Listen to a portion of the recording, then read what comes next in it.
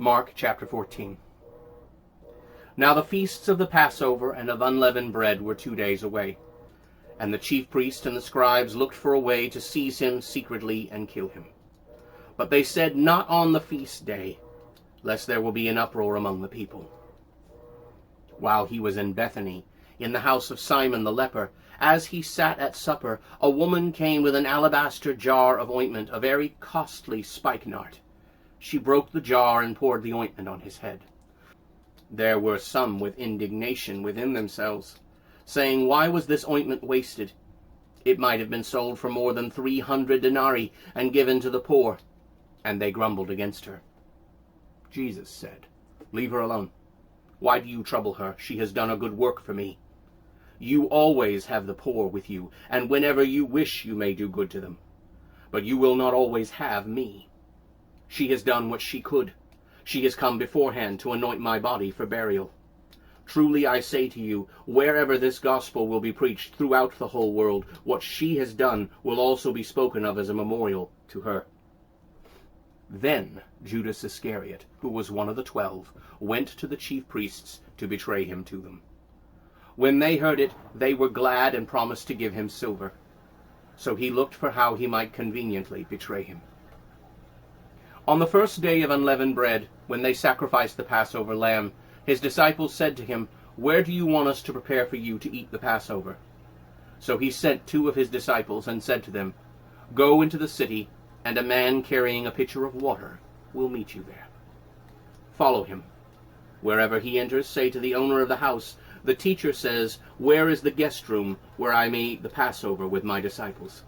He will show you a large upper room furnished and ready.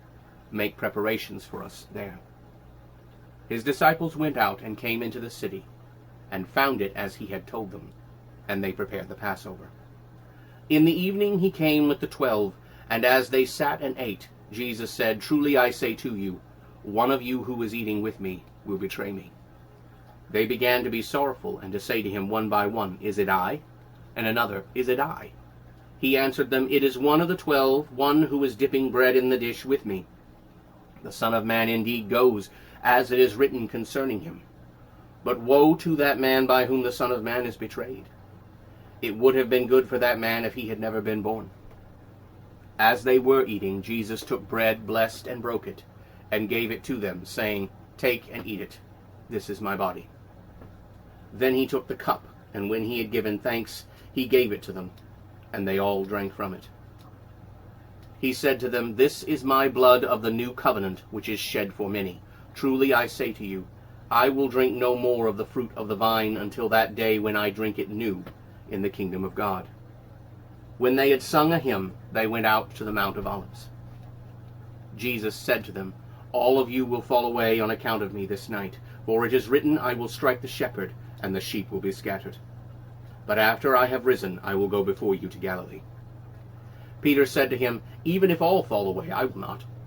Jesus said to him, "Truly I say to you that this day, during this night, before the rooster crows twice, you will deny me 3 times.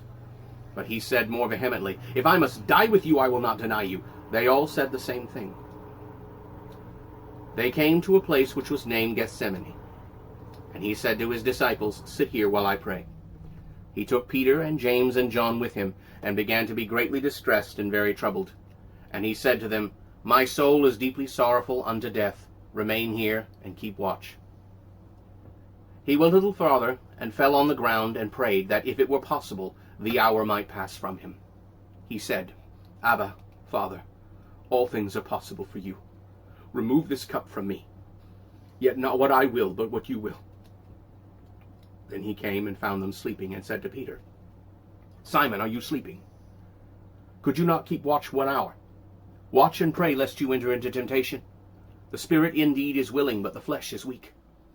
Again he went away and prayed the same words. When he returned, he again found them sleeping, for their eyes were heavy, and they did not know what to answer him. When he returned a 3rd time, he said to them, "Are you still sleeping and taking your rest?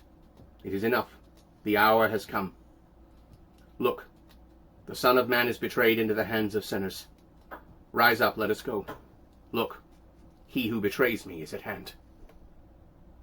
Immediately while he was still speaking, Judas, one of the 12, and with him a great crowd with swords and clubs, came from the chief priests and the scribes and the elders. Now he who had betrayed him had given them a sign, saying, "Whomever I kiss, he is the one.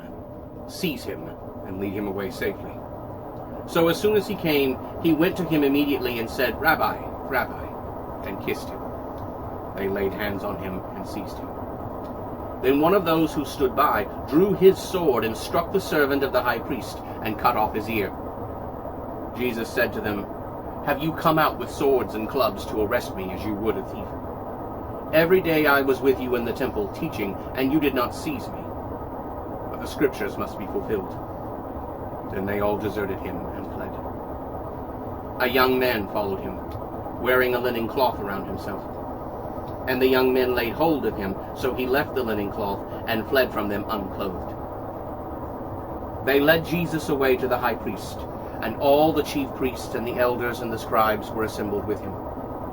Peter followed him at a distance into the courtyard of the high priest. He sat with the guards and warmed himself by the fire. Now the chief priests and the entire Sanhedrin requested testimony against Jesus to put him to death, but found none. Many bore false witness against him, but their testimonies did not agree. Then some rose up and bore false witness against him, saying, "We heard him say, 'I will destroy this temple that is made with hands, and within 3 days I will build another not made with hands.' But still their testimony did not agree." Then the high priest stood up in the midst and asked Jesus, "Do you answer nothing? What is it which these men testify against you?" But he kept silent and answered nothing. Again the high priest asked him, "Are you the Christ, the Son of the Blessed One?" Jesus said, "I am. And you will see the Son of Man sitting at the right hand of power and coming with the clouds of heaven." The high priest tore his robes, saying, "What need do we have of any further witnesses? You have heard the blasphemy. What do you think?" They all condemned him as guilty unto death. Then some began to spit on him, and to blindfold him, and to strike him, saying to him, "Prophesy." And the guards struck him with the palms of their hands. While Peter was below in the courtyard, one of the servant girls of the high priest came. When she saw Peter warming himself, she looked at him and said, "You also are with Jesus of Nazareth." But he denied it, saying, "I neither know nor understand what you are saying." Then he went out to the porch, and a rooster crowed. The servant girl saw him again and began to say to those who stood by, "This man is one of them." But again he denied it. A little while later, those who stood by said again to Peter, "Surely you are one of them, for you are a Galilean, and your speech confirms it." Peter began to invoke a curse on himself and to swear, "I do not know this man of whom you speak." And the rooster crowed a second time. And Peter called to mind the word that Jesus said to him, "Before the rooster crows twice, you will deny me 3 times." And when he thought on this, he wept.